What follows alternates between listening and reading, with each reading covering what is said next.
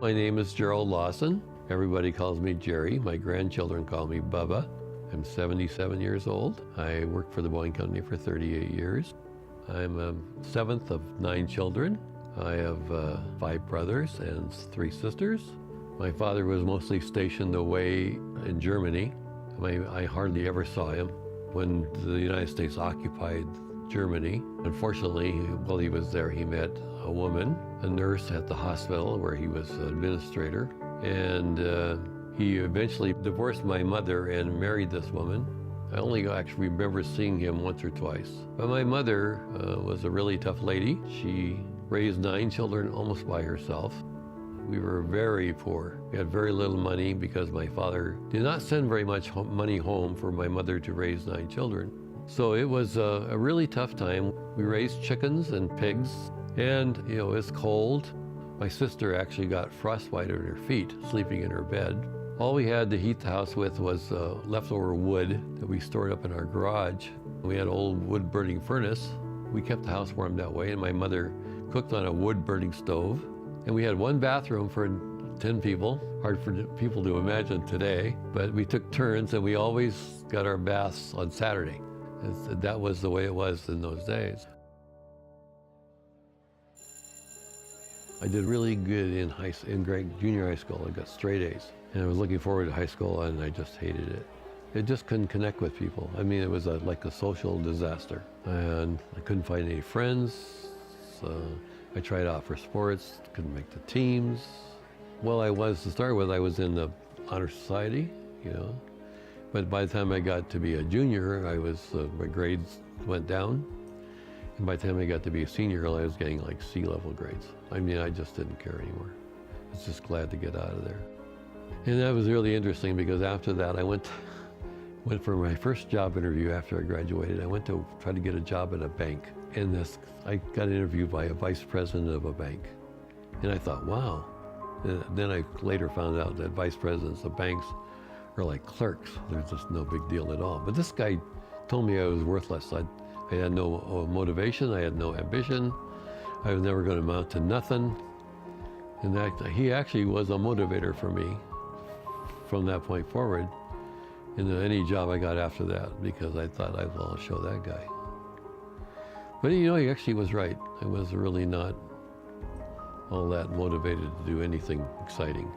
And after that, I spent out of high school for like 4 or 5 months. I went to work for the Boeing Company, and I worked there for 2 years.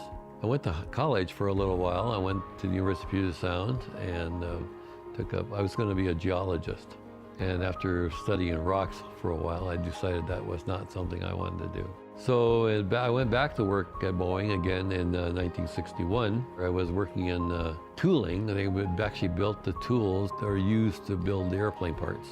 Eventually got into tool engineering, where I was responsible for ordering the materials to build the tools. And I did that until I got interested in computing.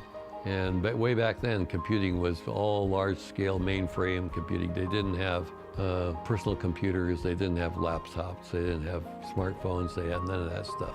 Most everything you saw was print-out paper.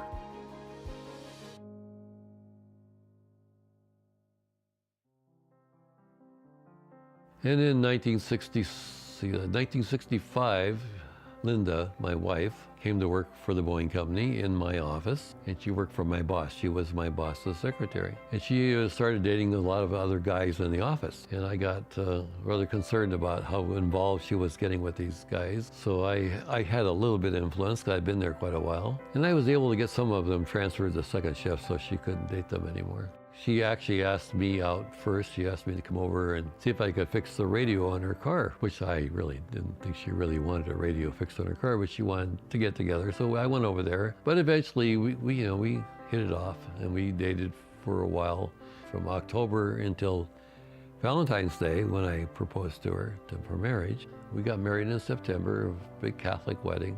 But I have worked from the time we've been married all the way until 1998, I worked for the Boeing Company for 39 years. From 1984 until I retired in 1998, I moved up from first level to second level to third level to director. Director of computing was one level below vice president. We were rebuilding all the internal computing systems. At this point in time now, we're working on personal computers, everybody having their own PC to do their work. No more large-scale stuff. We had distributed data on large servers. So the whole world of computing had changed over those period of years. The last 4 years of my career were scary and exciting. Scary because I felt like I was a little over my head in some of the technology, but exciting because we were doing great things for the company. You know, everybody dreams like they would be a vice president someday, and I got within one step of it. But I was more than pleased. When I was very young, very poor, there were days when we really didn't have much to eat. There was days when we didn't have heat in the house. We had 9 kids in a house that would really sleep 5, 4, so you were doubling up on every bed. It was a tough time, and I have to give it to your grandma Lawson. Now they don't have then what they have today, which is welfare, food stamps, all that stuff. She had to get little grocery store people to extend credit to her so that we could get food, or people that would bring the oil to run the furnace so that we could get heat. It was amazing. Anyway, as like I say, it's not a very exciting life. And I think that you have to think about the people that helped you along. I still think about the people I work with at Boeing who helped me along the way. And you can't just get somewhere by walking over people. You have to appreciate what they've done for you and tell them so, and remember them when you get to the next step.